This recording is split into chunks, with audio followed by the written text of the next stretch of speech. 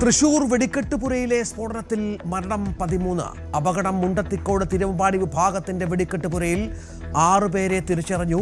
2 പേർ വെന്റിലേറ്ററിൽ, 5 പേർ ഗുരുതരാവസ്ഥയിൽ. വിറങ്ങലിച്ച് നാട്.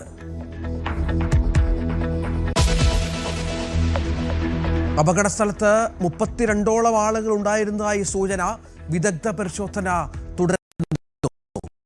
മരിച്ചവരെ തിരിച്ചറിയാൻ DNA സാമ്പിൾ ശേഖരിക്കുന്നു.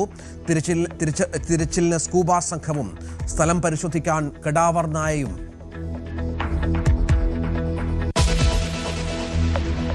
പൂരം ചടങ്ങാക്കി നടത്താൻ തിരുവമ്പാടിയും പാറമേക്കാവും തീരുമാനം സർക്കാരിന് വിടുന്നുവെന്ന് തിരുവമ്പാടി വിഭാഗം.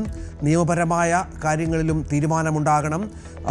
ദേവസ്വം മന്ത്രിയുമായി ആലോചിച്ച് തീരുമാനിക്കുമെന്ന് കേന്ദ്രമന്ത്രി സുരേഷ് ഗോപി.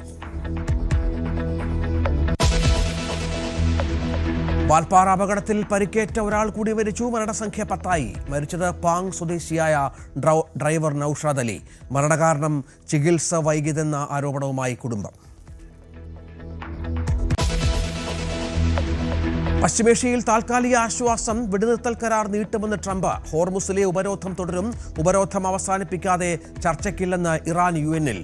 യുദ്ധ ഒരുക്കങ്ങളുടെ ദൃശ്യങ്ങൾ പങ്കുവച്ച് US സെൻട്രൽ കമാൻഡ്. ഇറാനിലെ ആഭ്യന്തര പ്രശ്നങ്ങളോ നേതാക്കൾ തമ്മിൽ ഭിന്നതയെന്ന സൂചന. ഹോർമുസ് തുറന്നതിൽ തുടങ്ങിയ ഭിന്നത തുടരുന്നു. ഇറാൻ സർക്കാർ ഗുരുതരമായി ഭിന്നിച്ചിരിക്കുകയാണെന്ന് ട്രംപ്.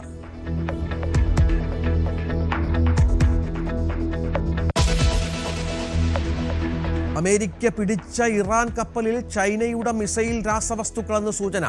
ആരോപണവുമായി അമേരിക്കൻ റിപ്പബ്ലിക്കൻ നേതാവ്.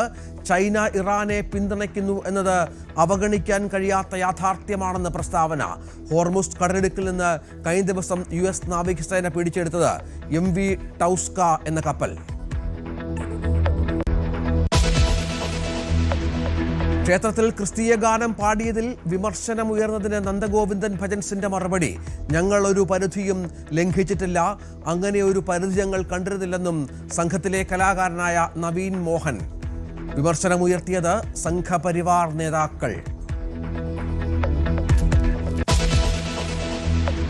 പഹൽഗാം ഭീകരാക്രമണത്തിന് ഇന്ന് 1 വർഷം. പാക് ഭീകരരുടെ വെടിയുണ്ടകൾ കവർന്നത് 26 ജീവനുകൾ. കനത്ത സുരക്ഷയിൽ മേഖല.